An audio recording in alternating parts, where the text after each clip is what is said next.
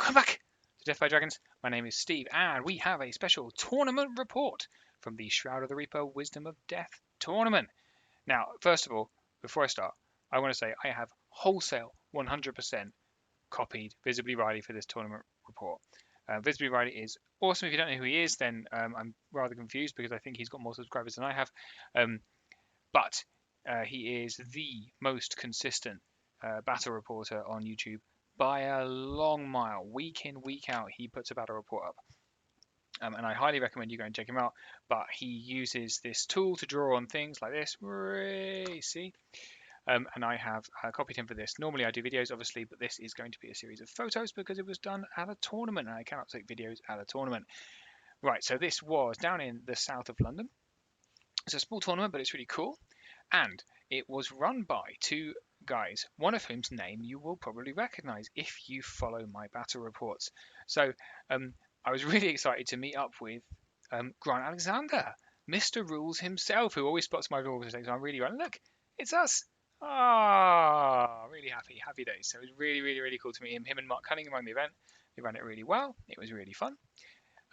So the event had a special monster. So let's have a look at the special monster first. I covered this in my last battle report. If you didn't see that, then maybe don't go and see that because I lose.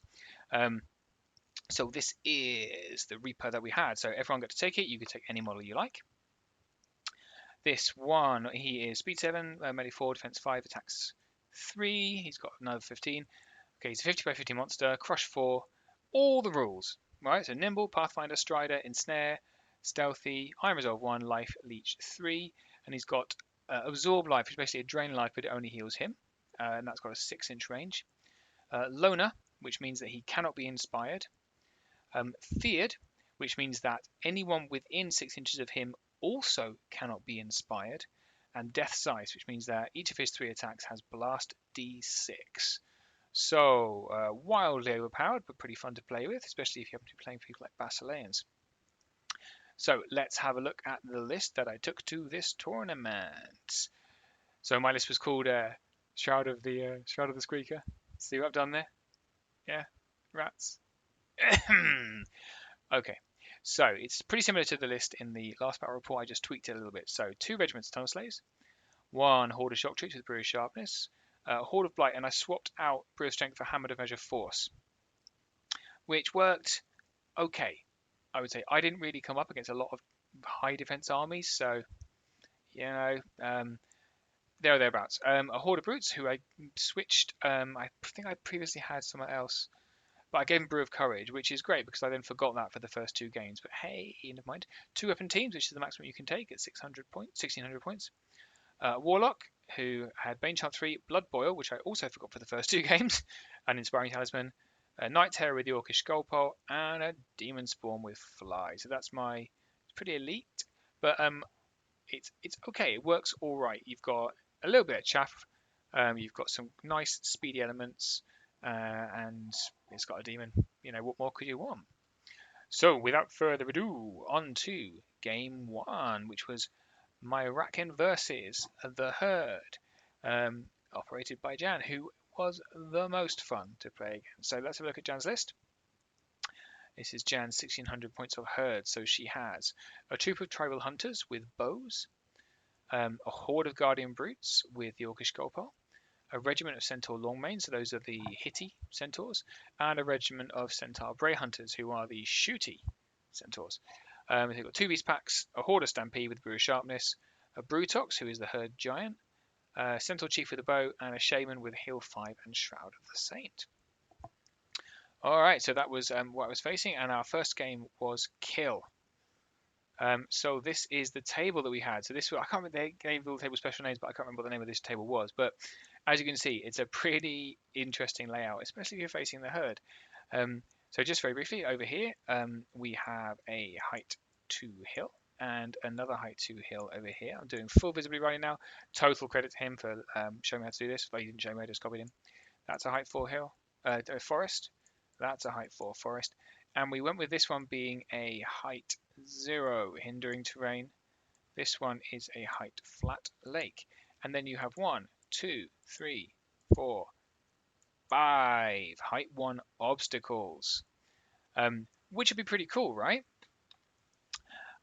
Except that everything in her list, so not the Beast Pack. So a lot of it, most of it has got Pathfinder, but the Stampede, the Brutox, and the Guardian Brute have all got Strider. So that's just great, isn't it? She won the roll for sides, and she chose top. And then we kicked off.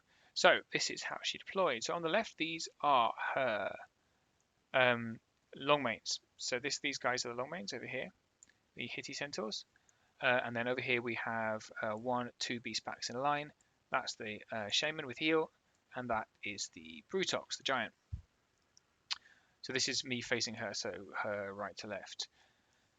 And then this is the Stampede. We have the Centaur Chieftain, is he called? These are the what are they called? I've literally just looked at them. Guardian Brutes. These are the Guardian Brutes. These guys are, for goodness sakes, Tribal Hunters. So a little bit of shooting. And these guys are the Centaur Bray Hunters. So that's how she deployed. And then opposite her, oh, and then right over here, all over here, this is Jan's Reaper. This is the Reaper. So obviously the idea here is to keep him out of 6 so that he can't stop anyone else being inspired. Because over here, he's inspiring, and obviously she is inspiring also. So that's how she deployed. So onto my deployment. So this is my left, so facing left to right. So I had nothing over to face off against her Reaper. These are my Horde of Blight. And behind them, this is the Night Terror. And this is my Reaper, who's actually a Warpath Vermin Broodmother dressed in a cloak that I've made. And the reason I've not bothered about putting the Reaper out for inspiring is I've only got 2 inspiring sources. One's the Demon, you can see later, and this is the Warlock over here. So these guys aren't inspired anyway. They're stealthy. He's height 2, so he can be shot, but everyone's got cover, so I'm not that bothered. It's not going to cause any trouble. Okay, so these are both Tunnel Slaves here. And back here, these are the Shock Troops, and like I said, the Warlock is here behind them. Okay, and moving along. There was no shooting on this side, so I wasn't really worried about my weapon teams being out in front, because she deployed her shooting first. So these are 2 weapon teams. These is a Horde of Brutes, and this is my Demon. Alright, so she won first turn and chose to go first, and this is what she did. So first of all, the long mains came right down here. Now, I don't know if this was just kind of first turn nerves, or everyone's just a bit excited, not really thinking, because what she's done here is put essentially this is their flank, and this is my Demon looking right at them. So she's basically given them a Demon flanking them on first turn with nothing else seeing them. So it's kind of a bit of an error to start with, which we're putting down to first turn nerves really, because it was just straight into the tournament. Anyway, the Beast Pack moved up here with shielding off this Brutox, which is fair enough. So she moved on as far as she could until she hit the obstacle. And then the other Beast Pack moved down here with the Stampede right behind them. And then everyone else just kind of moved forward a little bit. So the Reaper kind of shot all the way down here. And these guys just moved up. So these guys are shooting. And I assume, yeah, so what I've done is I've put my Blight right in front of the shooting because they're stealthy.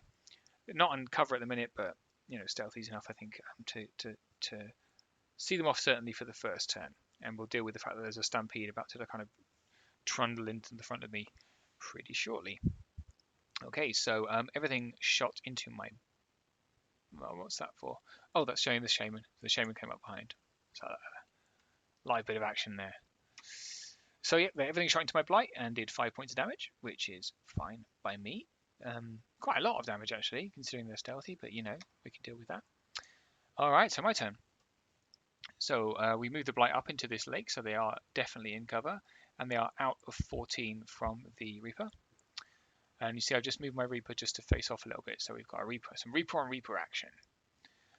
And then you can see here the slaves went into these dogs. The shock troops stayed pretty much where they were, and the weapon teams moved up, and the shock troops kind of just sat here ready to take a charge. So I didn't really want to get charged by the Stampede on the first go. And I think we had a chat about whether I'd actually moved my brutes at all. I don't think I did. I think I might have moved them forward a little bit or turned them. I definitely didn't mean to just leave them here, so that was a bit of a mistake on my part. But where this base is here, obviously I took the flank onto the long mains because literally nothing can see me. Nothing can see me here. So I'm assuming I will kill them instantly, even hitting on 4s. Even if I don't, then it doesn't matter, frankly. So yeah. So there we go. So that was my turn 1, and then I shot the... Oh, that's the other thing, these slaves. So the 2 slaves, well, this one into the front, and this one went into the flank of these whoops, because if you could just scroll back here. So these are my slaves here. So this is their line of sight, and these are the beasts back here. So you can see here that that is a flank. So even though it's hindered, I'm hitting on 6s. I took that. Oops. So yeah, these slaves went into the flank, which doesn't need a yellow belly roll. Of course, this one does need a yellow belly roll, and I forgot to roll it. And we only remembered later. So I said, oh, I'll tell you what, I'll roll it now. And I rolled a 1. So in a minute, you'll see we'll dial that back. So shooting-wise, we did some lightning bolt onto this guy, did 3 points of damage. And then we did 2 weapon teams onto the Stampede. I think onto the Stampede. Yeah, it would have been. Or whoever could see them. Anyway, we only did 1 point of damage, so it was really pointless anyway. Okay, and obviously the demon wiped out the centaurs and then turned to face right the way down this flank, so that's going to be very unpleasant next turn. And this is my slaves hitting, so it was 24 attacks on 6s. I had 4 hits and then rolled 4 1s. This is not my unicorn dice tray, by the way. Not that I would mind having unicorn dice tray, but this was kindly provided to me by Jan. And then I never used it again because I rolled 4 1s the first time I used it. Not great. So initially, I did 3 points of damage to these ones, so 0 points of damage here, none. But I did 3 points of damage to these dogs on the right, and then we remembered that actually the yellow belly, I re-rolled it, and we kind of dialed that movement back because that couldn't happen. So yeah, just about I didn't move the shock troops forward really, otherwise that would have been particularly bad.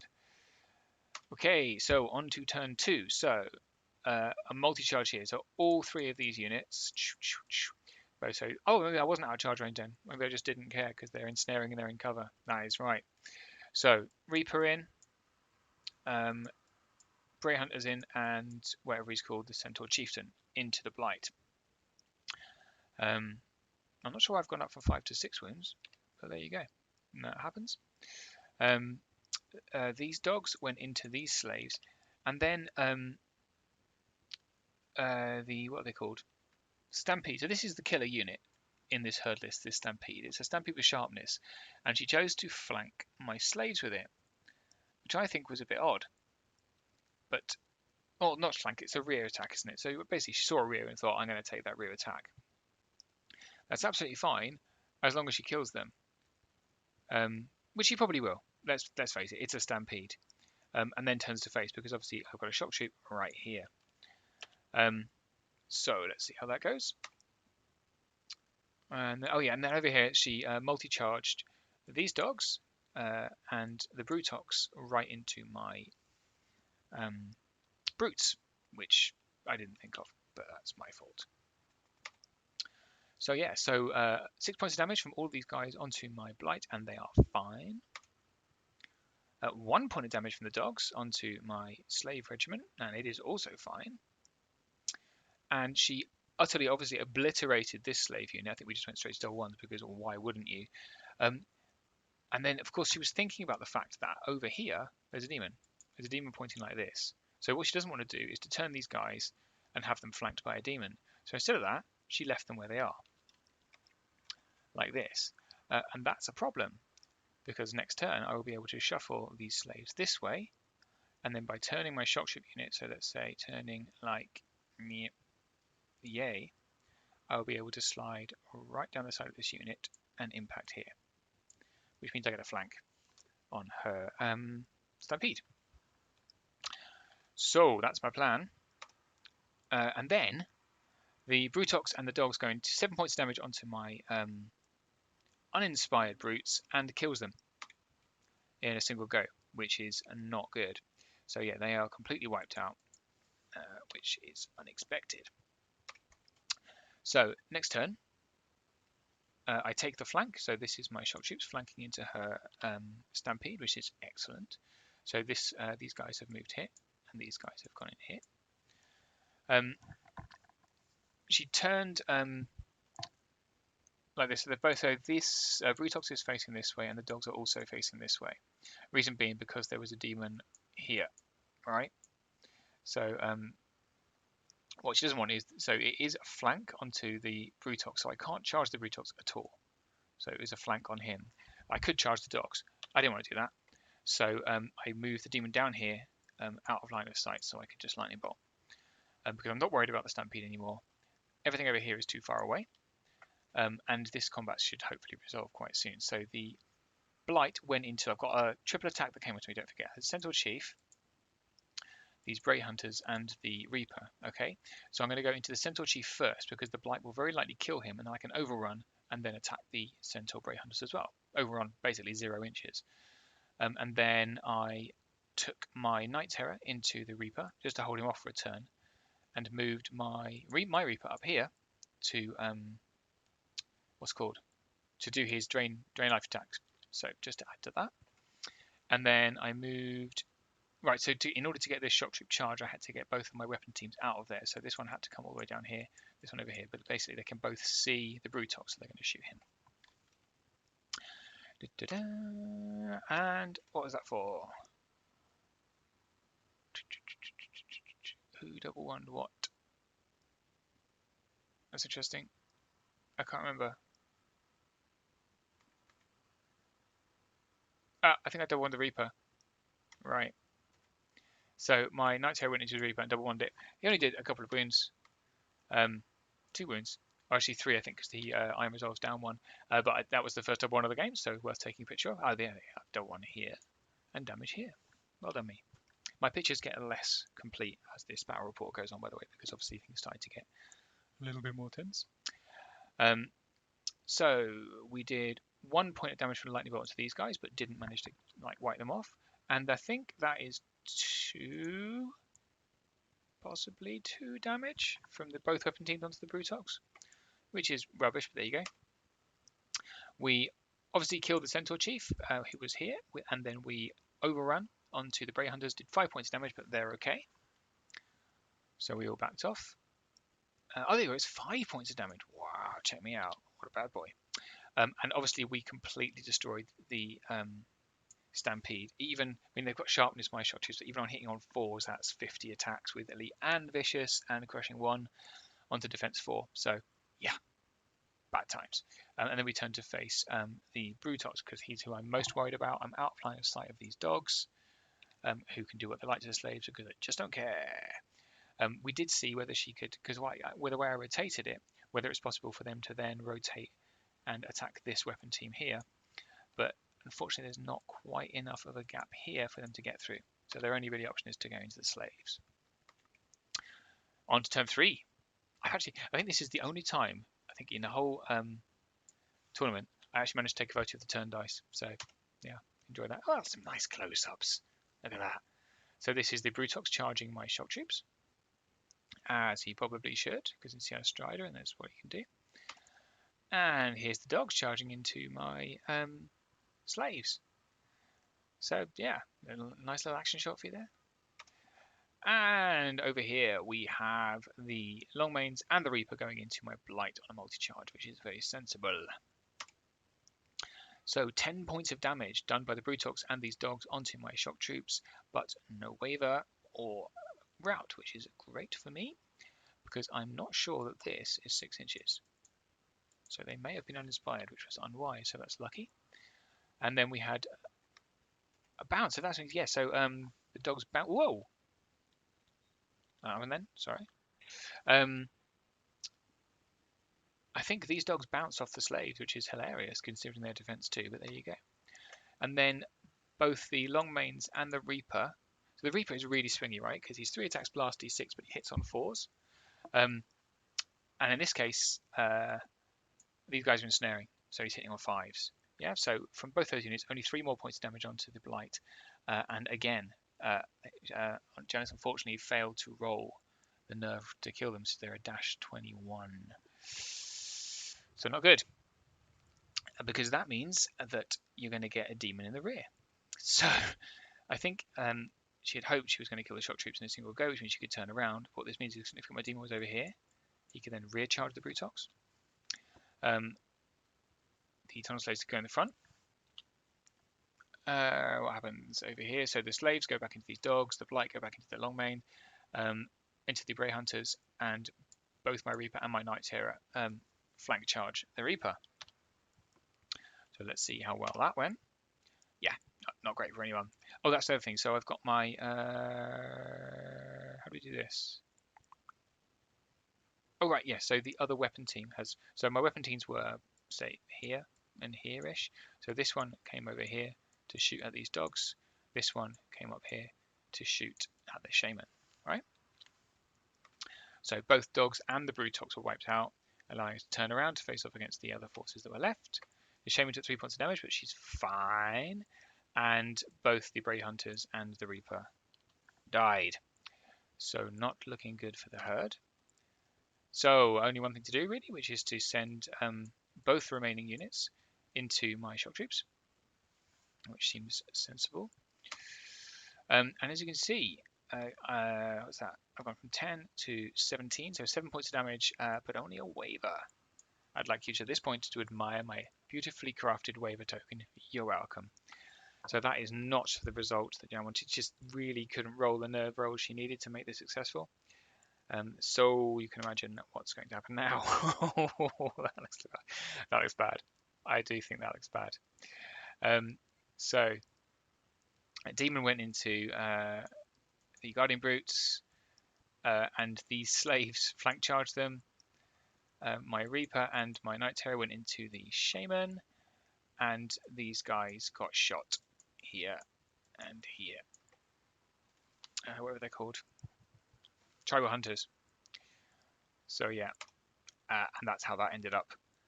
So that was that's the last slide. Unsurprisingly, so that's here's the nerve roll that I rolled. So I was rolling pretty. Whoa. Now we're back. So right, so here's my nerve roll. So I rolled really well, it's fair to say, throughout the entire game, and Janice less so. So that allowed me to kind of capitalize on some of the mistakes and really drive it home. But as soon as I've got the demon out where it can't be seen, then it's really hard to recover from that. So yeah, so a convincing victory for my first game. Let's go on to game number 2. Okay, on to game number 2. So having done really pretty well in the first game, I faced off against Twilight Kin, who had also done very well in their last game, this being the Swiss matching system. So this was against Bob, who is another really super nice guy. In fact, the last tournament I went to, was the last one? No, the one before that. Bob won Best Sports, so he's just a lovely, lovely guy. However, he had not bought a lovely list. So this, by the way, this is the only piece of concept art I could find for the Twilight Kin.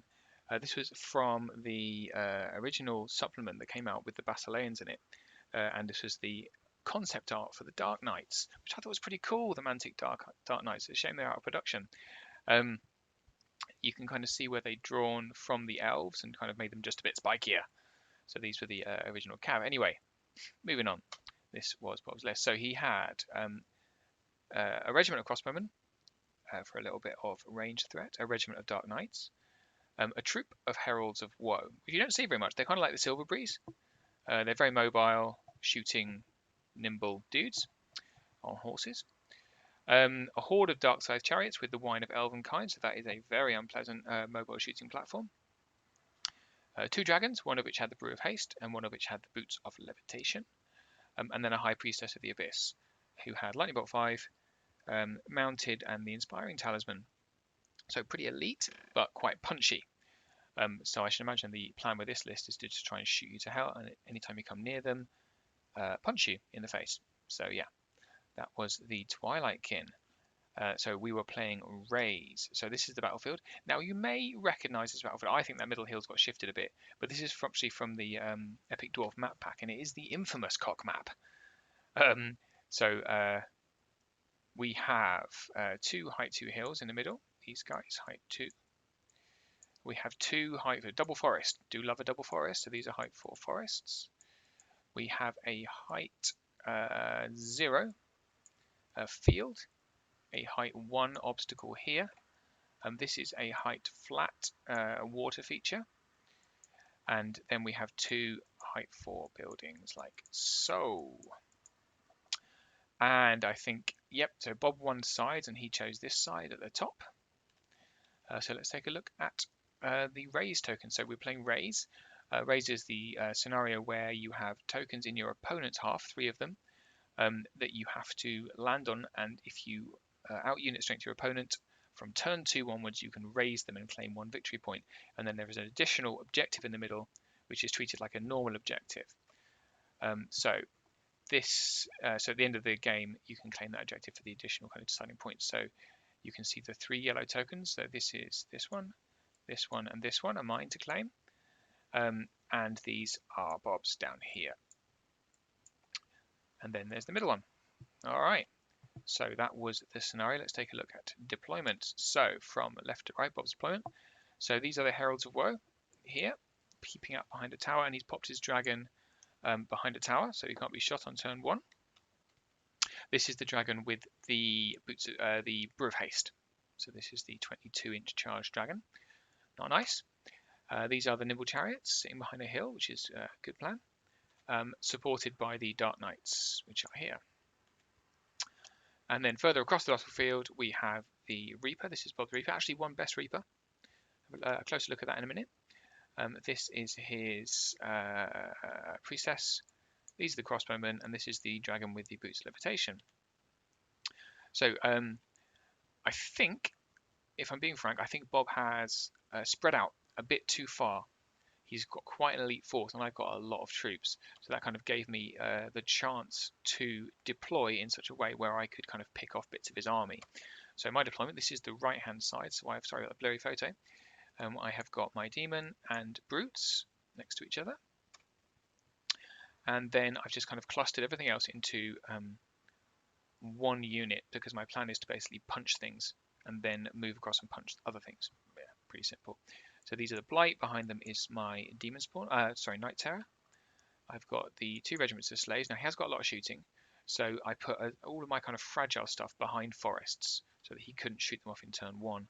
So we've got the 2 slaves with the 2 what they're called, weapon teams behind them, and then these are my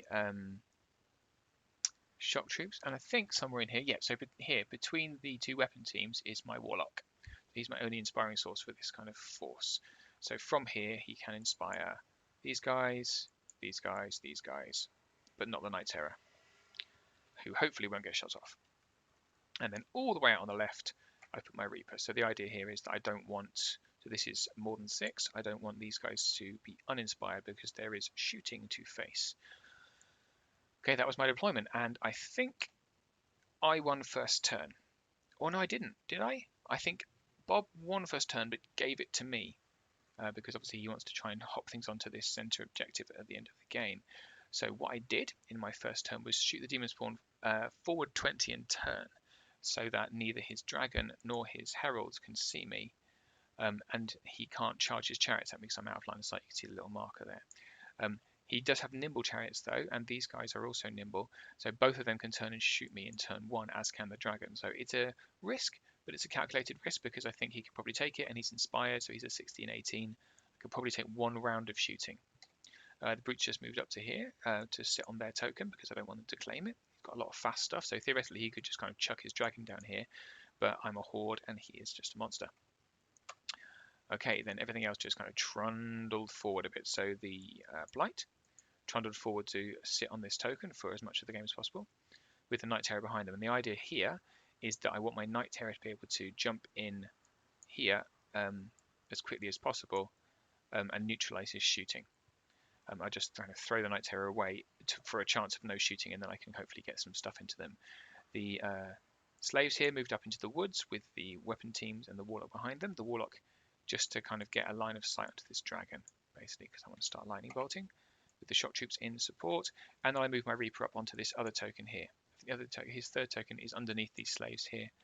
So the idea here is obviously he's stealthy, and I want him to just sit here as long as possible and soak up shooting while I kind of move my troops forward. So that was my turn 1. And then I lightning bolted his dragon, do 2 points of damage, which is great. And so on to Bob's turn 1. So as predicted, so these chariots basically turned like this to shoot me.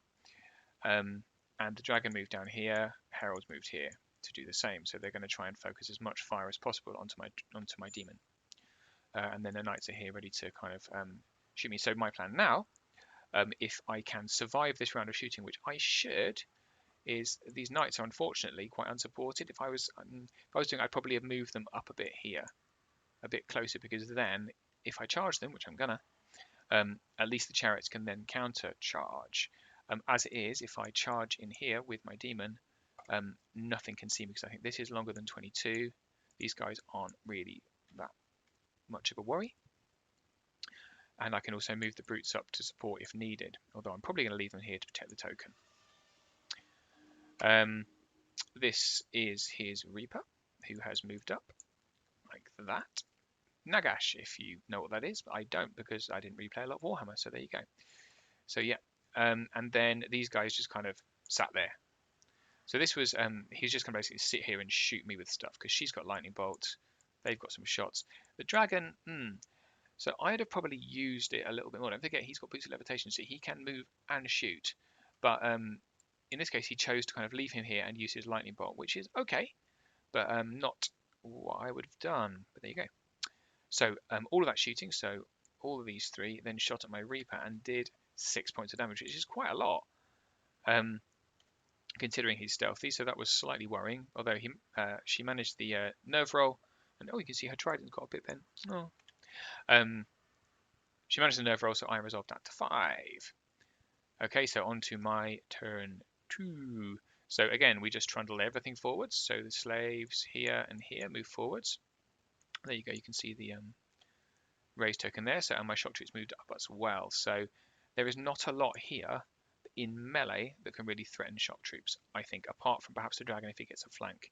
But I've got my Reaper here, so I'm quite happy about that. So the Reaper stayed there because he's got about 14 inches worth of charge if he needs it. So I just decided to leave him there. Everything else moved forward, and I'm going to continue lightning bolting. The plan I've got with these weapon teams is to leave them here so they can't be charged, even with nimble, and then to start blasting off against the Reaper, because the Reaper can punch through things pretty hard if the rolls come off. Okay, and then as predicted, I shot my demon over, who wiped out these knights in a single charge, which was not expected, but was pretty nice. I think I just rolled out of the box on those rolls, and obviously he's crushed 3, so that's pretty cool. And then, right, so the Knight Terror. So I moved my Blight over here to just kind of face off. There's nothing over here that can charge them, so I just faced off this way and sat on that center token. And the Knight Terror, unfortunately, I mismeasured it slightly. So the Knight Terror couldn't charge into these chariots in turn 1, which was, in turn 2 rather, which is a little bit vexing. So he's just outside of, outside of their line of sight down here, but he's within 3 inches of the token, so I can raise this token now because we're in turn 2. Yay! And I just turn my brutes to face up against these because a dragon in the flank is terrifying, dragon in the front less so. We've seen how fragile brutes can be. However, I didn't think that if he does choose to charge here and charge here, firstly, these guys are going to be hindered because of the lake that's here. Oh, are they nimble? Are they Pathfinder? I can't remember anyway, but I'm not really very scared of them and the dragon together. He could kill me, but he's more likely to try and shoot off my demon, so the brutes are pretty safe for now. Oh, that's my nerve roll. There you go. So I nerve rolled a 10. Plus, on top of the damage I'd done, I managed to kill the horses in one go, which was a great result. Okay, so turn 2 for the Twilight Kin. So the heralds didn't move, or if they move very slightly. And the dragon, he popped back over here to focus fire here, right? So you can see in the first turn of shooting, he's put 7 points of damage onto my demon. So, I didn't get wavered or killed, but 7 points of damage is pretty heavy onto this monster. So he's pretty confident by turning the chariots, who are nimble, and the Blight can't see them because I've left them in a city place. He's going to be able to kill this demon with shooting from here, here, and here. That's okay, I think, because Dark Knight's at 215 points. Maybe it's not okay, but anyway, I don't think the demon's got long to live, which is poor. In fact, no. So there you go. So he went from 7 to 14 points of damage, and he managed the nerve roll, and so dead demon. Boo. Anyway, then he chose with the Reaper not to charge, which is probably quite sensible, because if he charged in here or here, which is his only two options, he is going to get shock trooped in the face. So rather than that, he's ensnaring, and he's in cover, so he's just stayed here and used his life leech attack, which is 6. So he's leeched 3 points of damage off these slaves, but didn't manage to do anything. And what else has happened? Oh, this is my go. So I think the other guys shot into my Reaper. Sorry, I forgot to take a picture. And did, I think, a couple more points of damage, but again, it didn't waver him. So my Reaper was absolutely MVP. He just sat there and absorbed shots for pretty much the whole game, which was pretty funny. So my turn 3. So I moved my brutes forward to threaten here, because what I didn't want these guys running around and just claiming stuff. He could just shoot them down here next turn, which is probably what I would do. And then he can, unless I move the brutes around, he can start trying to claim this token. He can't claim it in strength, and he definitely can't kill my brutes with them. And unfortunately, his dragon is now all the way over there, so can't threaten. This turn, I can send my Knight Terror in, so I send him into the chariots, and I turn the Blight around so that I can follow up that charge.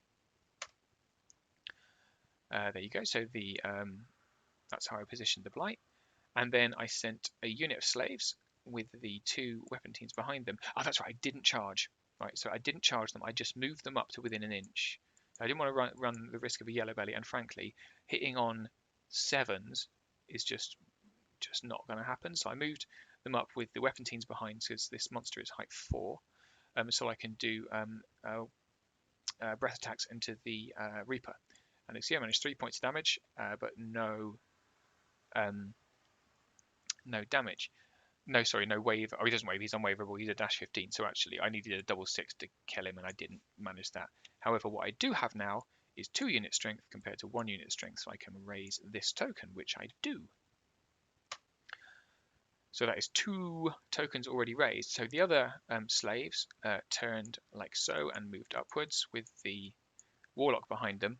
The intention being I just need to get them into these crossbows who are laying heavy damage. They managed 6 damage on the first turn, which I resolved down to 5, and then they did just 2 damage from all that shooting on turn 2 into my Reaper, who I resolved down to 6. So there you go, and the shock troops moved up as well. So again, he's left his dragon here, which I think is probably a mistake still. So he's still trying to lightning bolt with it, but actually, really he could have been down here on the first turn out of charge range of the Reaper, and then he could have been in my backfield in turn 2. So that would have been probably a better plan. But anyway, there you go. I moved here and continued to try and lightning bolt. I think I managed another 1 or 2 damage onto his dragon with this warlock. In fact, there you can see, quite a lot. So I did 3 damage the first turn and another 2 damage from lightning bolt the second turn. So good rolling from the warlock. And he's turned his priestess like that. I'm not sure why. Oh, I think that's right, because she also lightning bolted the demon. He really laid the damage on just to make sure that he died, which is pretty sensible. Okay, so I managed 1 point of damage onto the chariots, which is all I needed to stop them shooting. So that's great. This is a great model, by the way. If you can see, the chariots have got the cold one mounts are actually killing stuff. I know, it's really cool. Anyway. So turn, did I say turn 2 or 3? Turn 3. Yep, turn 3 for the Twilight Kin. So what he's done is shoot his heralds away rather than down there, which is what I would have done. He's shot them all the way forward here, which is equally good, frankly, because the brutes can't see them, the blight can't see them, so he's now got them in my backfield anyway, which is pretty cool. Can't shoot because he went 20, but it's still pretty good. And then he sent his dragon and his chariots into my Knight Terror. Just to really make sure that he dies, which is, I guess, okay. Knight Terrors are 12, 14, so he might be able to survive a charge from the chariots, who are They are 18 attacks, but now they're hitting on 4s with no crushing or anything. So 18, 9, 4 or 5 damage, he could have survived that. So obviously he didn't want that, so he's gone in with both, which is not good for the Night Terror. And then on this side, so again, he hasn't moved the chariots. He sent his Reaper into the slaves because he didn't really have a lot of choice. Thinking about it, he could have sent the Reaper into my Warlock with a nimble because he's nimble. And that would have been very bad for me because the Warlock is my only inspiring source. But I suppose then the Reaper would have got shock trooped to death. In fact, he might get shock trooped to death anyway. Next time we shall see.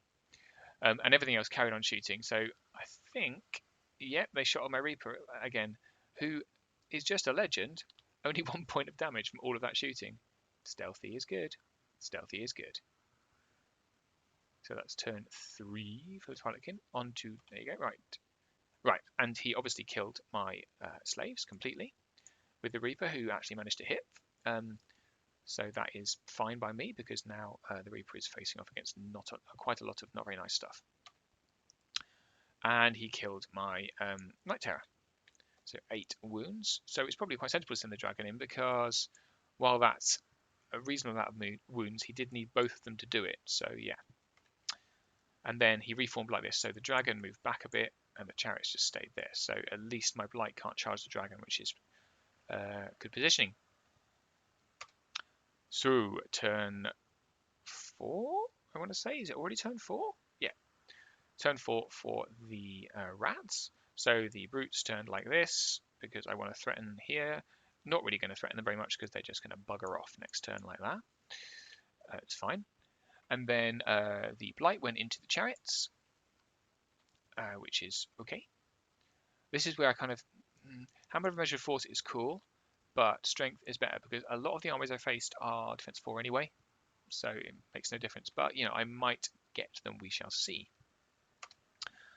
And then the shock troops, so the weapon teams moved like that to get out of the way. The slaves went into these crossbowmen finally. And this is where actually it was a really poor play from me. I completely forgot to roll with yellow belly. We only remembered like a turn later. So, you know, I did apologise profusely to Bob. As it is, they did no damage. So it was irrelevant whether they charged them or not. But if I'd yellow bellied them, I would have to do something else, and they could have, well, the carry could have carried on shooting anyway, because I didn't do any damage. But that's still not very good play. And I'll talk a little bit about that later. So the shock troops went into the Reaper, when I was fully expecting to just wipe him off the face of the planet, even ensnaring and cover. So I'm hitting on 5s, but Elite and Vicious should make the difference. He's still got his Dragon here, who's still just sitting there taking pot shots, which I really couldn't understand, but there you go. What's that showing? Ah, yes. So that is showing the fact that my weapon teams shot the High Priestess and blew her off the face of the planet, which is good for me. And then we continued to lightning bolt the Dragon, and annoyingly, I've taken this picture, I can't quite see how much damage he has on him now. I think it's 6, because he had 5 last turn, so an additional 1 takes him up to 6. And that damage, as you can see here, wavered him, which is catastrophic, because his kind of one really powerful tool on this flank is now can't do anything. Which is great for me. We did an additional 6 points of damage and wavered the chariots with my Blight, which is okay. Even all this hitting power from the Dragon as such into the Blight's not going to do very much, so I'm pretty happy about that. However, the shock troops woofed poorly. As you can see, only 3 points of damage onto the Reaper. So yeah, don't rely on Elite and Vicious when you're hitting Snare in cover. So that's what happened there. So Twilight Kin turn 4. So yeah, this is just showing that I didn't do any damage and bounce back, but actually I shouldn't have made that charge at all. Poor. You can admire my Tunnel Slaves unit here. As you can see, this is like a mine entrance. There's a car. Everyone's all chained together.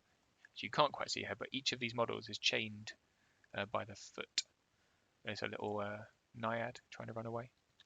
Anyway, so on to Bob's turn 4. So rather than, go pointlessly into my Blight, he sent his dragon over here into the front of my brutes, which is pretty good, I think, because there's nothing that can threaten his rear. He's just going to sit there. And I think in a slap fight between a dragon and brutes, the dragon wins.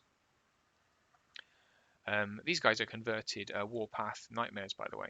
They're the same models you can use for Nightmares, but I've converted them into melee guys.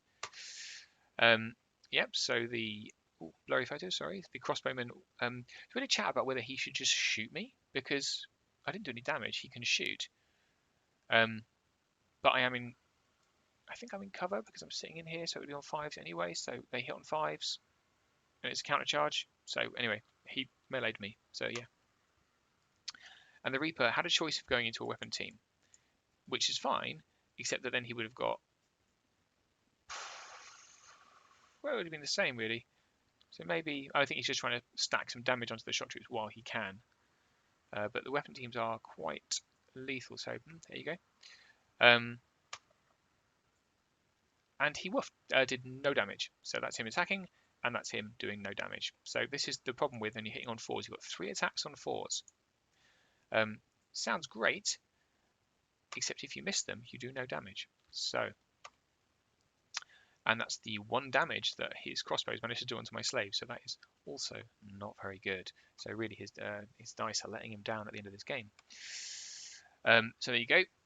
That's what happened here. So he rolled 7 damage from his 10 attacks, and then rolled a double 6. So he utterly obliterated my brutes in one go. The brutes not having a great tournament so far. They've been destroyed in 1 attack from a monster in both games. But they've served their purpose, which was distracting stuff, so that's good. So then my turn 5. Weapon teams moved up here because we want to finish off this dragon, and the warlocks up to support. Slaves went back into crossbows.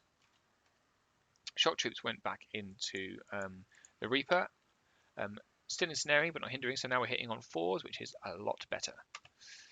And the Blight went back into the wavered chariots.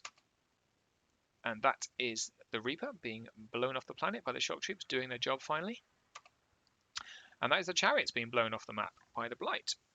So good job, Blight, who have then turned around, because the plan is now to get these guys over here, because that's the center objective for turn 6. And again, the same here to get them onto the objective as well. Oh, that's how I reformed to turn. Okay, cool. So, turn... Oh, what happened with the dragon? Ah, that's right. Yeah. So, the weapon teams did a couple of points damage, 2-3, I think maybe with the lightning bolt, but I underrolled. I rolled poorly on the nerve check, which meant that he was not wavered. That was not good. So the dragon could then fly very, very happily down here, out of danger, which he did. So he shot him all the way down this flank and turned because he's determined to get rid of this Reaper. I'm not sure that's the best use of him, maybe. Given all the shooting I've got here, I'd have probably come down, going to get boost levitation. He could have flown, turn, and got rid of one of my weapon teams or warlocks. But I think the Reaper had pissed him off so much by surviving 3 straight rounds of shooting that he's like, nah, you're going to die.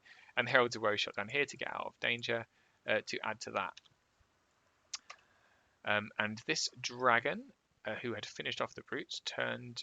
Oh, that's right. So he jumped him onto this token, so he raised the token finally. And in fact, that's what this dragon was doing as well. That's what he was doing. So he shot him here and raised, so he got 2 tokens in a single turn.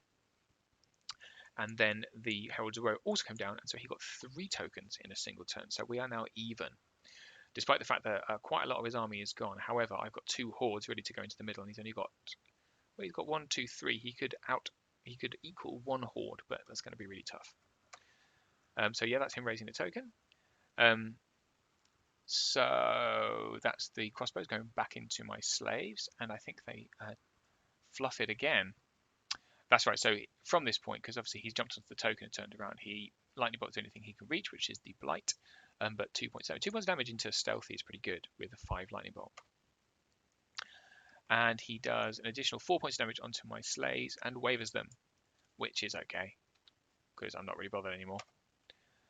Okay, So we then send the Reaper into the Heralds of Woe, and the weapon teams and the Warlock continue the attrition onto this dragon. And I think you can see he's now got 9 points of damage. I don't think this was before or after the nerve roll.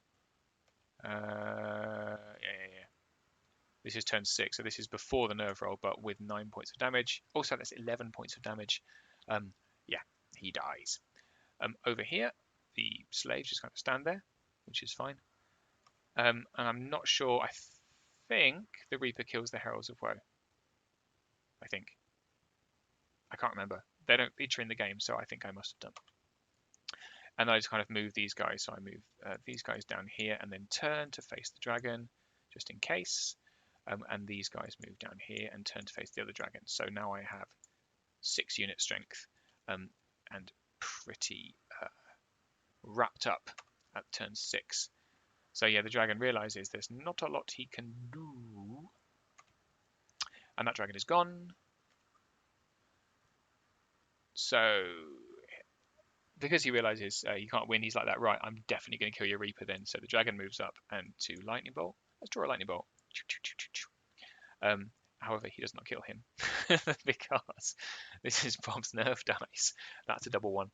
So he double 1s the Reaper, who is feeling very smug. And he does 1 point of damage anyway, but yeah, that's pretty funny. And then obviously his crossbows finally managed to kill my slaves. However, you can see that I have turned like this in case there's a turn 7, which there is. And so I use my shooting here to blow them off the map. I move the Reaper into the woods, just because, why not? So on Bob's turn 7, just for shits and giggles, basically, he sends the dragon into the shock troops, who doesn't do any damage, and that was the end of the game. So yeah, another victory. So I managed to take everything off apart from the dragon, so that was another pretty high scoring one, which meant that next game I was up against the person who was currently leading the tournament, playing Basilea, and so let's take a look at that. Oh, actually, before we go on to game 3, I took some pictures of the armies that were there. So let's have a quick look. So this was actually one of the organizers' armies. So this is a Varangar army, which is basically 3 hordes of Direfangs with some extra stuff, and that's the Reaper monster, and then 4 giants. So actually 3 giants and the Reaper. So that was pretty fun. This is Rusty Shackleford's amazing Abyssal Dwarves, which are just as lovely in life as they are in the photos you may have seen on Kings of War Fanatics. If not, you haven't seen them, go please check them out. He paints so fast, but really, really nicely. That's one of the 2 Abyssal Dwarf armies. I haven't got a photo of the other one because it's Simon's and he hadn't finished painting it. Really, Simon. But more on that later. And that's his Reaper, which I've taken a close-up because it's so cool. And there's some more of his lovely army. These are Trident Realm, who are, again, all of the armies, pretty much most of the army, nearly every army, really beautifully painted, really, really high standard. Made me feel kind of like really wowed. I don't know, quite a lot of them are quite striking. They kind of really pop out, which I think is fantastic. That was a Trident Realm army. There's some close-ups of them. It's a Trident King and some Worm Riders. These are Basileans, which I'm shortly about to face. And I think this army is beautifully painted. I genuinely think, and I'm really sad that actually they didn't get any votes because the standard was so high. But they really, really are lovely. And that's his Reaper, which is again beautiful, really, really nicely done. This is the army I've just faced, so you've probably seen enough of that. And that was his Reaper, nice close up. Who won Best Reaper? Actually, this was an elf army. I didn't get to fight this one, which is I was a bit sad about. But it's obviously the Sylvaneth mainly, I assume. I don't actually know a lot about Warhammer, but yeah, another really, really nice army. These are the herd that I faced in the first Battle Castle. Faced in my first round, so we've seen a lot of them. And that is some close-ups. And this is the army that won Best Army, actually. This is I didn't find this one either, Night Stalkers, but again, really beautiful kind of pastel kind of colour scheme. So really, really, really nice. And that was his Mind Screech. And this is another Twilight Kin army. I didn't get to fight this one. This is Grant's army. So I was a bit sad I didn't get to fight that because I would have really enjoyed playing Grant. Although looking at the army, probably wouldn't have enjoyed playing it very much because, oh wow, yeah, oh not one but two hordes of chariots in a 1600 point list, plus Basusu, plus gargoyles, plus dark knights. No thanks. But again, really, really lovely. It's a bit out of focus, but Grant's Reaper was fantastic as well. So there you go. On to game 3 versus the Basilean. So this is the Basilean list. So very good list. He has a troop of men at arms for objective grabbing, and then he has a regiment of Elohi with fire oil and 2 hordes of Elohi, one of whom has Brew of Strength and one of whom has Blessing of the Gods. He's got an Elohi with Blizzard and the Blade of Slashing. And obviously the Elohi, those 3 form the formation, so it gives them all vicious. And then he has 2 War Wizards, both of whom are mounted and one of whom has the loot. And then 2 troops of Gur Panthers. So a nice amount of chaff, a lot of flying, quite scary. But as Basileans are, super elite. So let's see what we can do against that. So this was, is it Ransack? I think that's what it's called. But it's one where there are 5 loot tokens down the center. So you choose 2 of them to be 2 points, and the rest are worth 1 point. So I was playing a guy called John.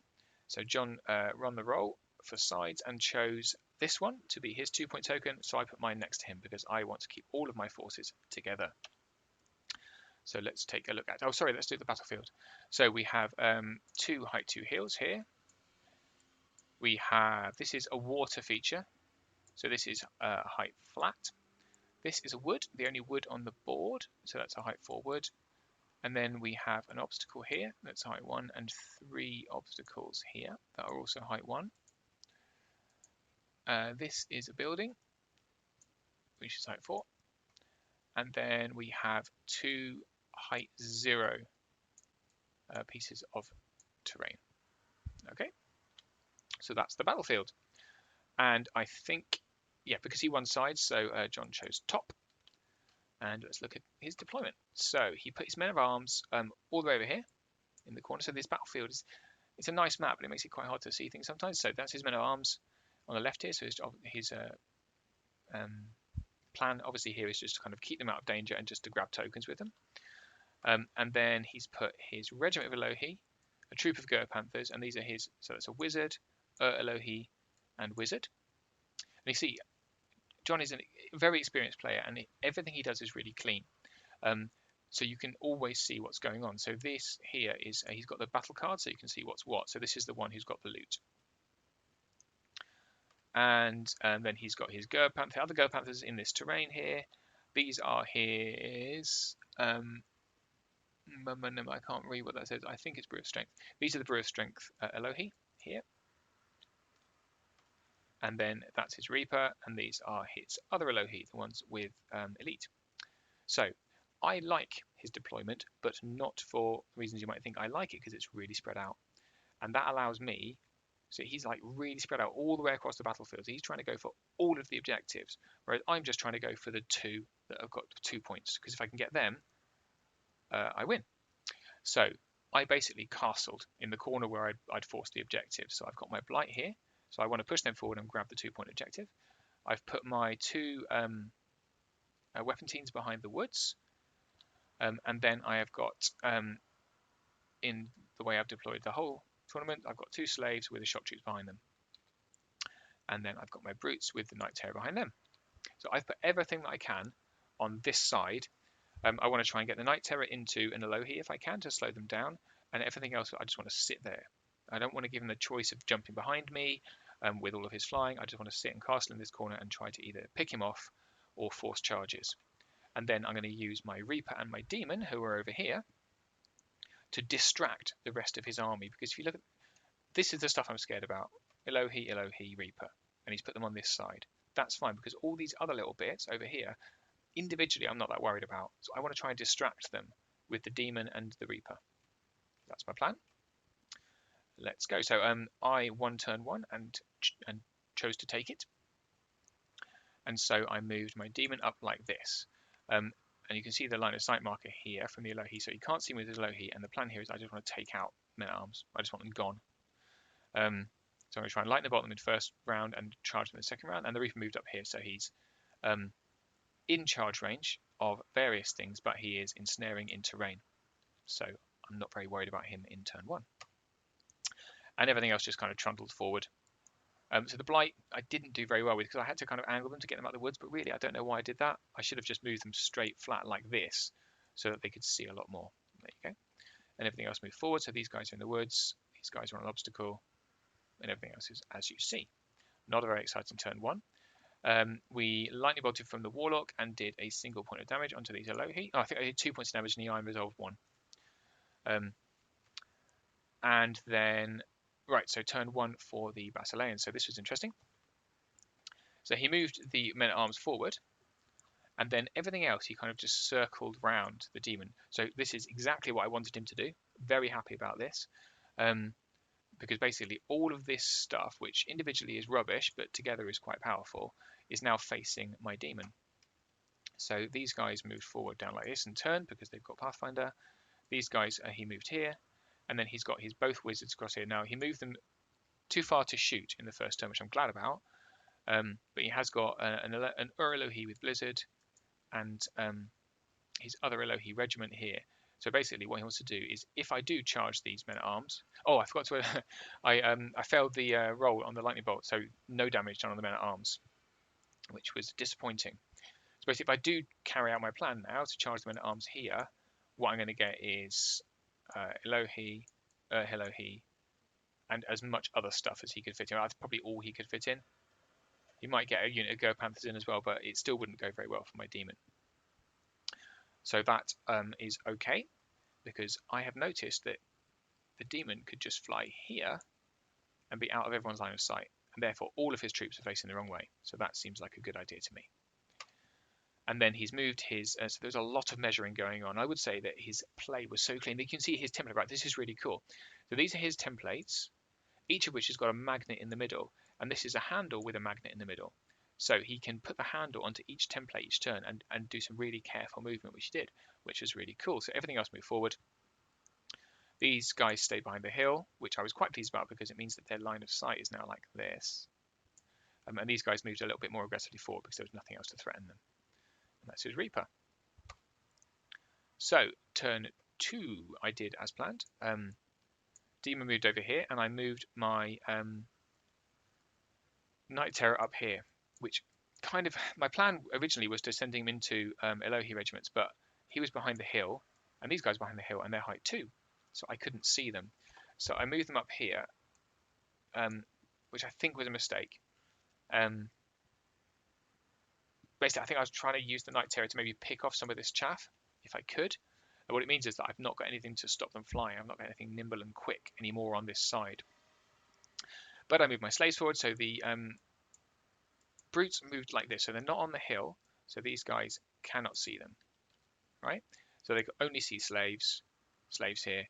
And while these Elohi can see them, but they can't charge them, I think. I seem to remember that they couldn't charge them. Or maybe they could charge them. Is it a flank? I think it's a front. They could charge them, but then they're going to get shock trooped. So I'm pretty... please do charge them.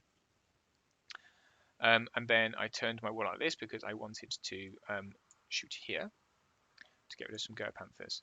Like, same with the Reaper. I've just basically turned. Not sure why I didn't just send him into the back of these guys. Must have been a reason. I think that's right, because if I can shoot here and shoot here, I was hopeful I could just kill them. So that's how it looks here. So I've moved both of my weapon teams up to shoot here. And I've kind of grumbled these guys forward again. I don't know why I didn't just... I think I was conscious that they hit on 4s, so I wanted them out of the woods if they needed to charge here. As it is, I should have just moved them up, and they could have been by here with a loot token by now. There you go. You learn, don't you? So on to Basilea turn. Oh, no, so this is my damage. So with the Reaper and the Lightning Bolt, I only managed 3 points of damage onto the Go Panthers, and it didn't kill them or waver them, which is poor. So turn 2 for the Basileans. So he sends the Reaper into these slaves, and he just moves these slightly forward, so they're in more of a threatening position. And then these guys, he backs off. So they back off a little bit, so playing cautiously because he doesn't want to get charged by things.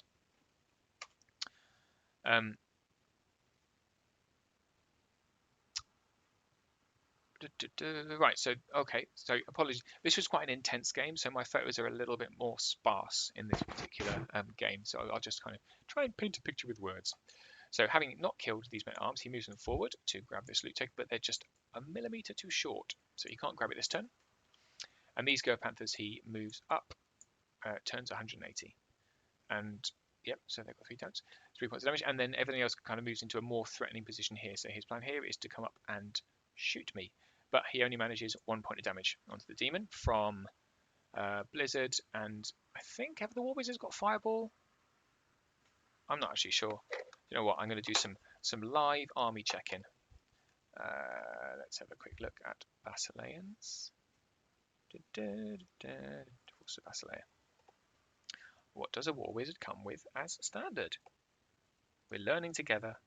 Yeah, so they come with 5 or 8. So despite all of that, 1 point of damage on the demon, I think. Unless, oh no, so he goes from 1 to 5. He must have blizzarded me in last turn, but 4 points of damage from the rest of the shooting this turn. Reaper obviously manages to kill my slaves, which is fine. And that's his 1 point of damage. Oh, that's from my last turn. So last turn I shot him with my weapon teams, but only did 1 point of damage, which is crap. So the Reaper is now staring down a bunch of stuff, which is not so great. So my turn, I have moved my demon. Where have I moved him? Right, so I've jumped him again. So rather than charge things in the flank, I have jumped him from where he was here, all the way over to between the Elohi. So again, they can't be seen. He's out of the range of most of the shooting. So he's now facing like this. I did move from 20 though, so I couldn't shoot, but now he is threatening flanks and stuff like that, which is good. And I took a charge. This was a bit of a silly move, but I kind of couldn't resist it. Let me find a photo that demonstrates what I want to try and show. Right, so this is pre his movement. So my Night Terror is here, right, on a hill. He's height 2, so currently he's height a lot. And on his movement, is there a photo of it? No. Oh, yes, right. So he's got 2 War Wizards here, right? So I saw the opportunity and I thought, you know what, I'm just going to take it. He's nimble. It's within 18, so this is within 18 to here. So I did nimble into this War Wizard, because actually if I can kill it in one go and over onto this wizard, I could potentially take out both wizards in a single charge. It's risky. He's only got 5 attacks, but I thought, you know what, it's just a bit of fun. Let's have a go. Too tempting to not take. The counter to that is if I fail, I'm going to get an Elohi in the flank, which is not nice. So I take that charge, and here is the charge. And as you can see, I do 2 points of damage and do not kill him. So that is really bad.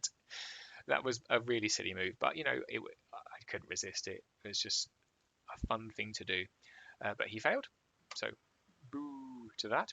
And then he sends his elite Elohi and the Reaper into my brutes, who are not having a lovely time in this game. He has got shock troops next turn, but I'm assuming what he wants to do is turn the Reaper and sacrifice him so that the Elohi survive, which is really sensible. So what happens here? So then this is his go. So it's still his go. Right. So this is the rest of the movement. Oh no, I've missed off some things that happened. I'm so sorry. So assume, because they did, that they die, and then he reforms with the Reaper facing this way and the Elohi facing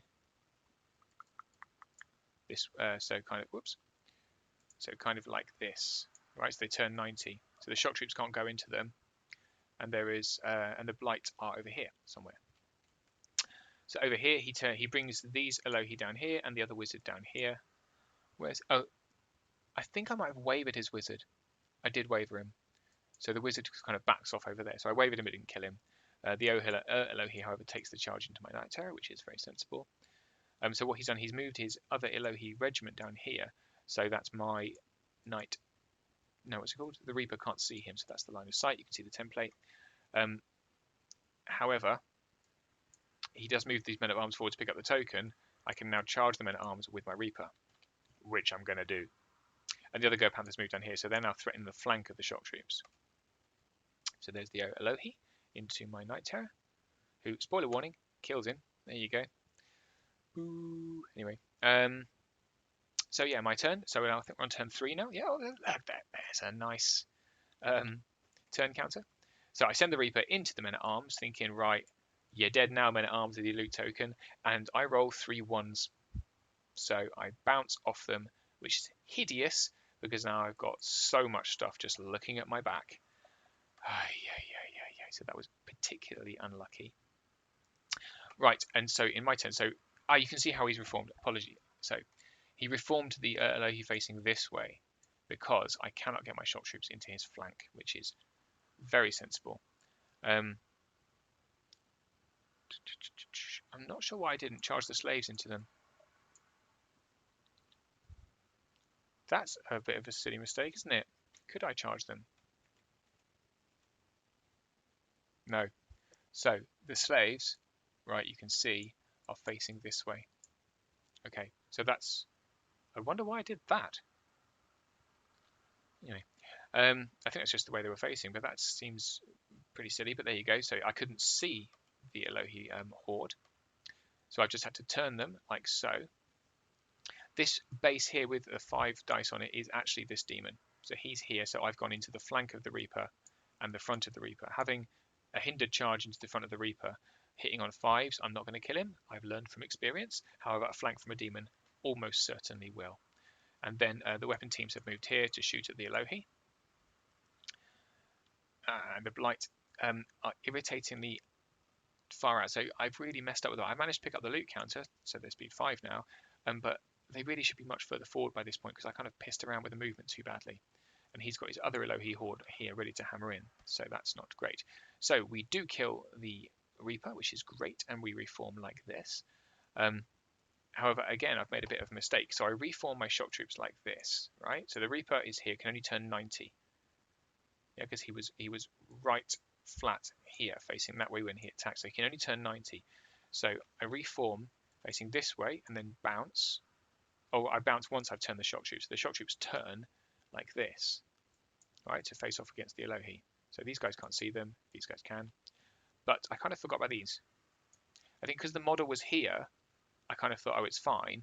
But actually, I've left my flank open for a charge here. I just didn't see it. So that's my mistake.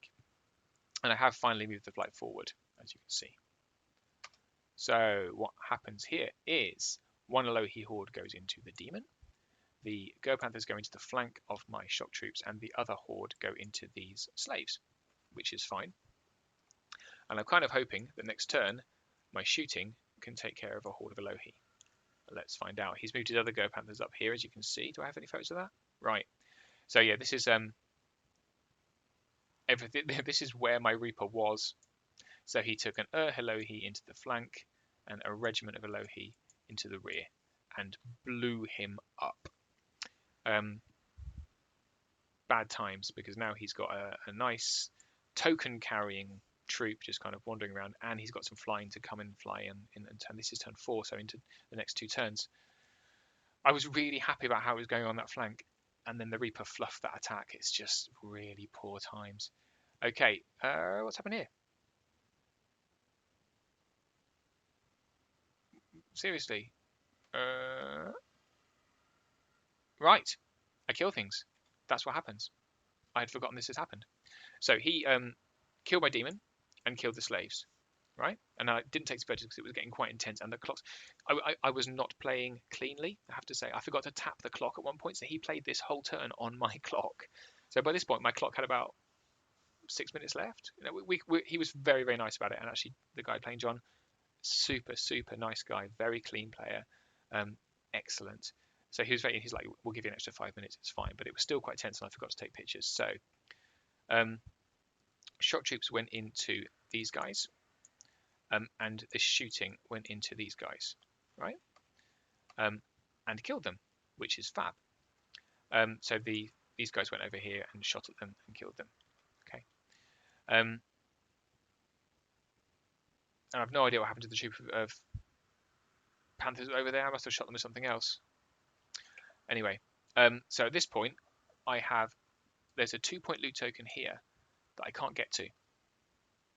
So I've got my blight here.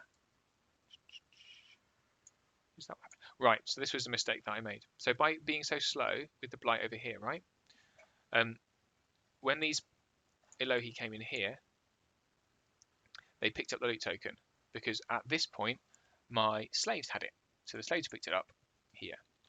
So the Elohi then picked it up. And I thought, fine, I'm going to charge you with my blight. Except that was 11 inches and their speed 5. So the only way I could charge in was by dropping the loot token that I had. And he's got a lot of nimble, fast stuff left. So this was, this was incredibly annoying that I was so slow with these guys because actually I couldn't charge in. Now I did manage to shoot them. What that meant was when they dropped the loot token, it's here. So that's 2-point loot token. And I've got nothing left that can come and pick it up because these shock troops can't move far enough across. And he's got a troop of Gur Panthers here ready to jump in and grab it. And he's moved his 2 wizards forward here to be chaff, and he's shot at my shock troops and done 6 points damage, but they're okay. All right.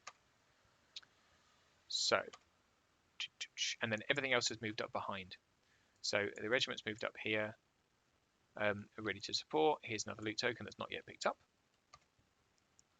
And over here, he's just quite happily trundling forwards, ready to pick up the rest of the loot tokens. So he sends his Gur Panthers into my weapon team. Action shot there. We can see he's going to kill that because, it's pretty hard not to kill a war engine. And then he can just back up an inch and pick up or just rotate and pick up the 2-point loot token onto these Gur Panthers. Not great. So the other Gur Panthers who were still alive, right, went into the front of the shock troops. Oh, that's right. So in my turn, my shock troops, they charged 1 wizard and overran and then killed the other wizard. So both wizards died. All right, and then I backed up like this. But he sent his panthers into the front of them. By this point, they have 12 damage, but they're not quite dead yet.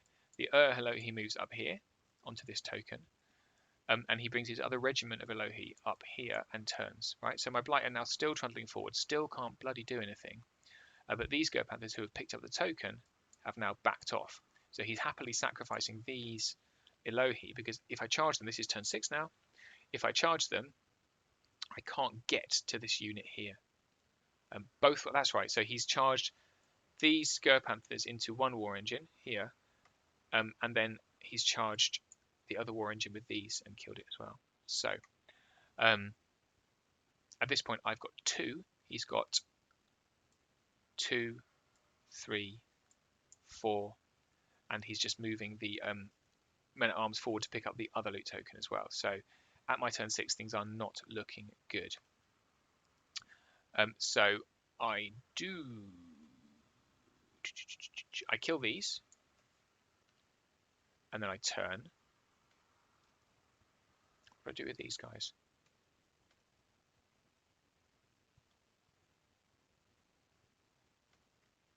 Can't remember. I can't remember what happens here, but these guys have backed away. Whoa!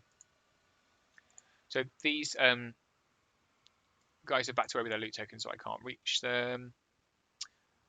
And then that's right. So he flanks into my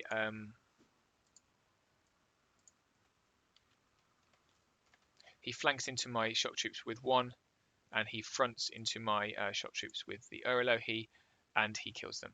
So the shock troops are dead. That's what's left of their damage, and I've just got these blight left with a loot token, and this is how we end up. So actually, this loot token is here on the Elohi. I do one desperate last chance to lightning bolt the Panthers, and I miss.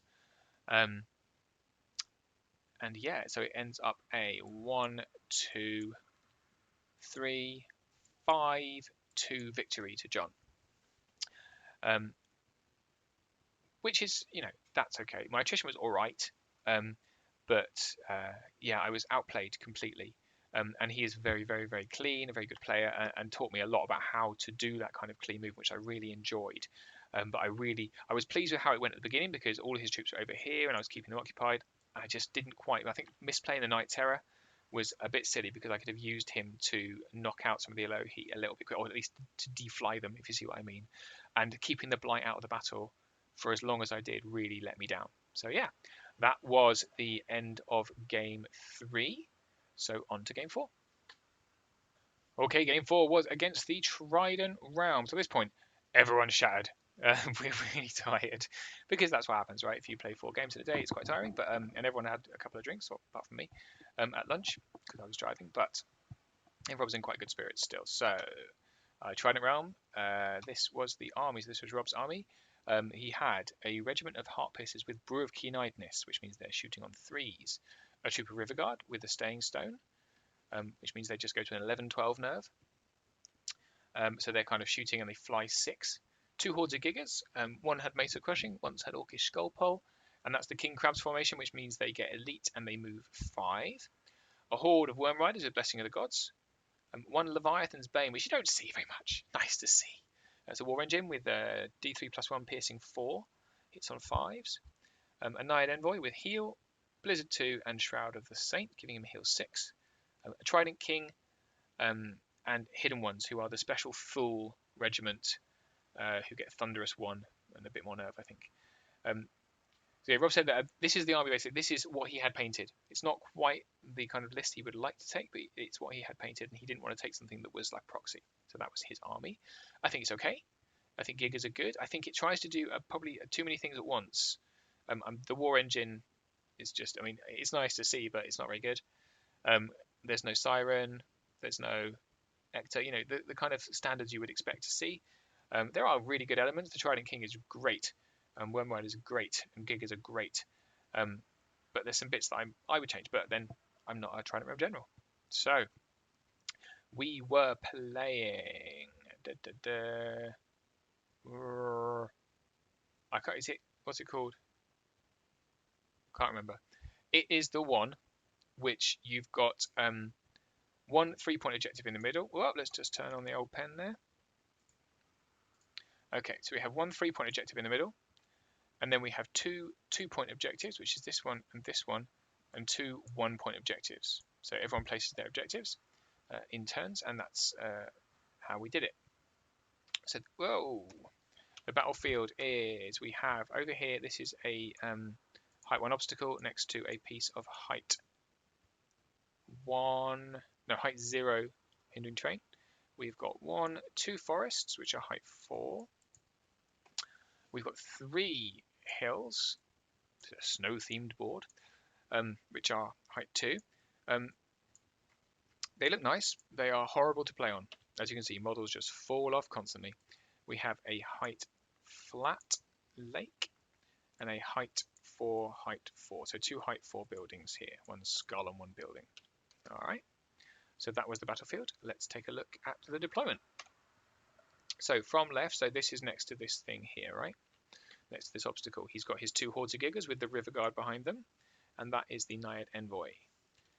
Next to them is the Heart Piercers hiding behind a wood, the Worm Riders, and the Trident King. These are the Hidden Ones hiding in a lake, which seems appropriate. There's Leviathan's Bane, and there is his Reaper hiding off to the right. So that was his deployment. So for my turn, from left to right, we have got my Reaper. So Reaper on Reaper action, my favourite thing to do. There's my Night Terror hiding behind a hill, because then he can't be shot by the Leviathan's Bane on first turn. Similar with my 2 weapon teams who are here, and they've got a horde of brutes in front of them. So I thought, sorry, something different with a horde of brutes, trying not to get them killed in a single turn, which they have been in every other game so far. 2 slaves and shock troops, standard, and then so I've kind of swapped the position of the blight and the brutes in this deployment, and here's the blight. And the reason I put them here is because that's where his heart piercers are, and I want him to try and shoot at my blight, which would be pointless. And then all the way on the right, I have my demon. Reason being that on his left over here is his, these are anvil, right? Anvil and hammer actually, gigs, they're really good. What I want to try and do is get my demon around the back of them.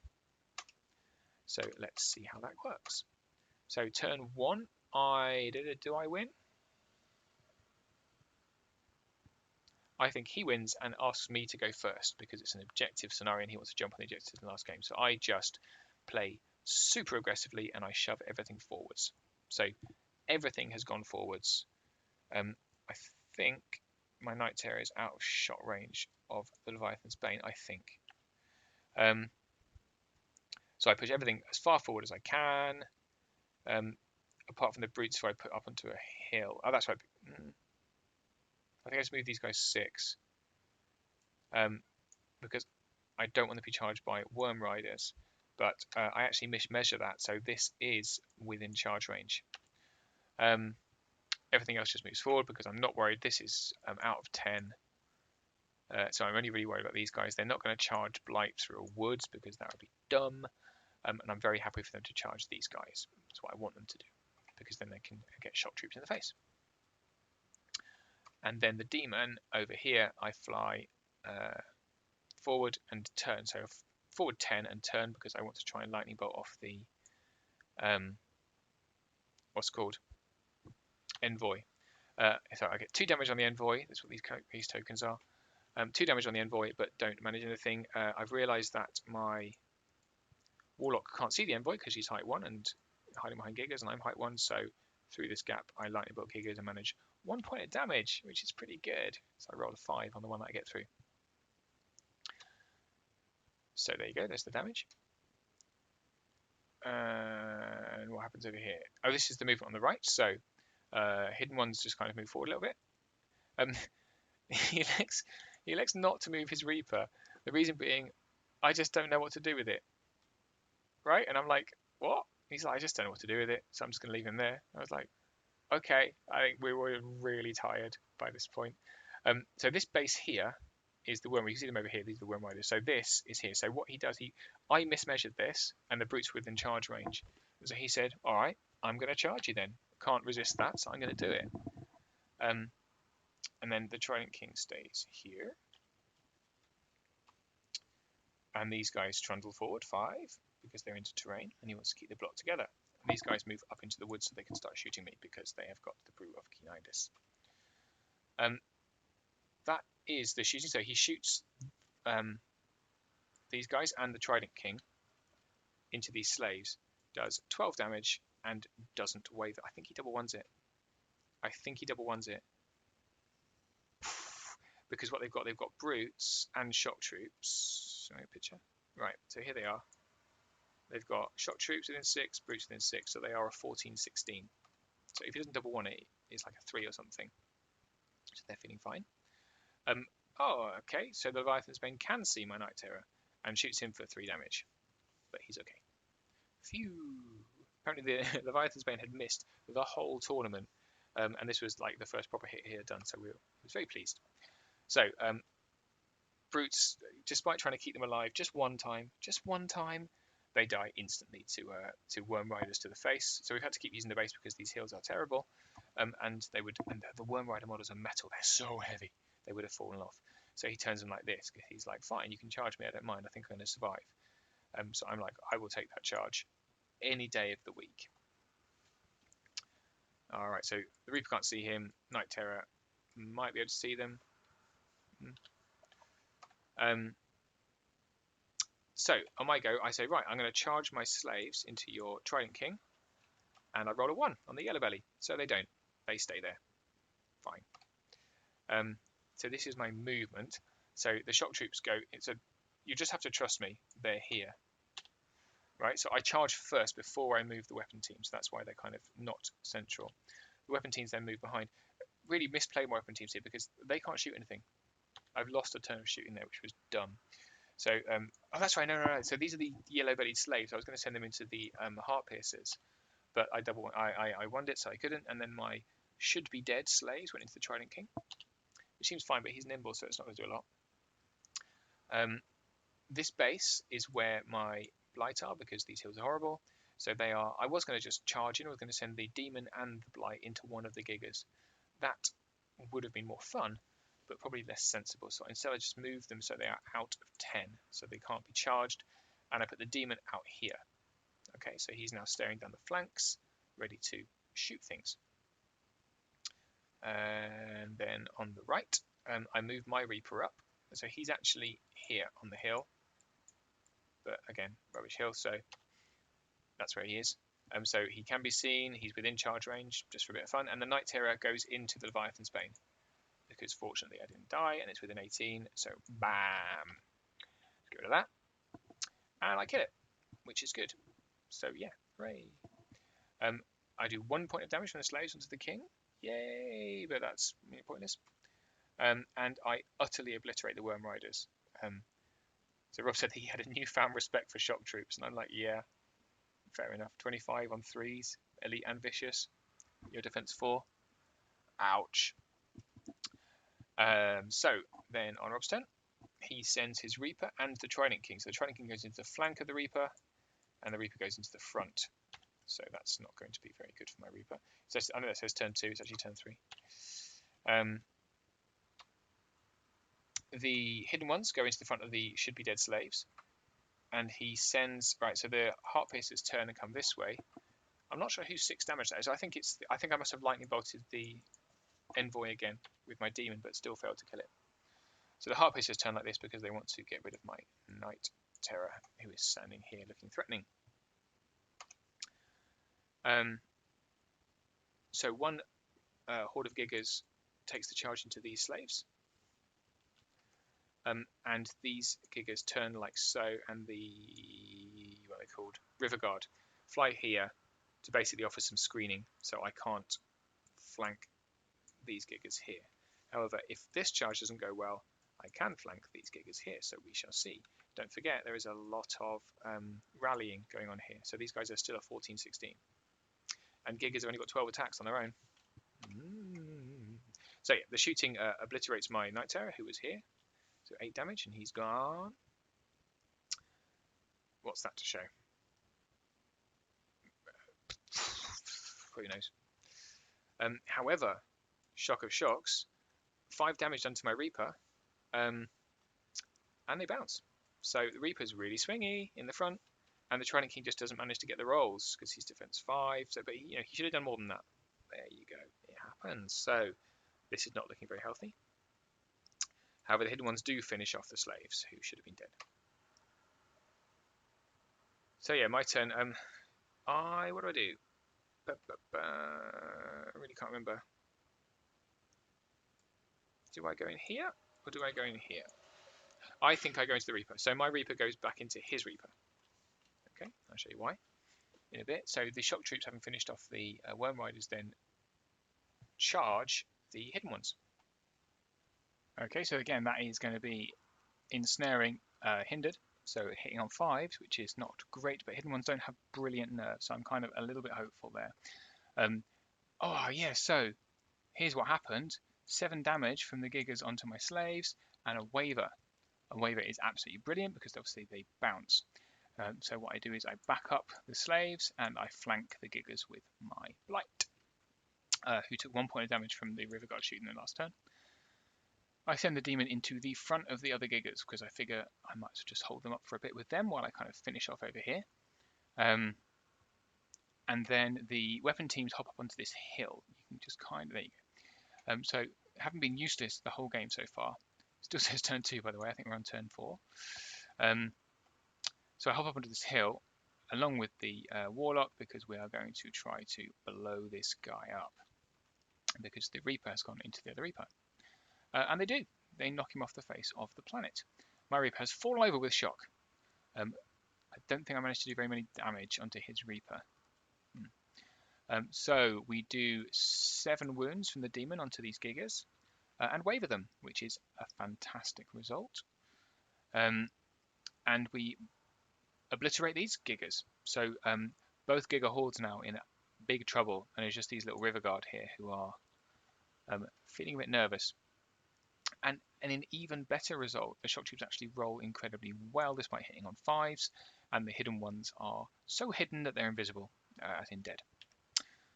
There you go, so 5, 6, 7, 8. 8 damage we do onto the Reaper, so I life leech 3 damage back, and now feeling very good about this combat.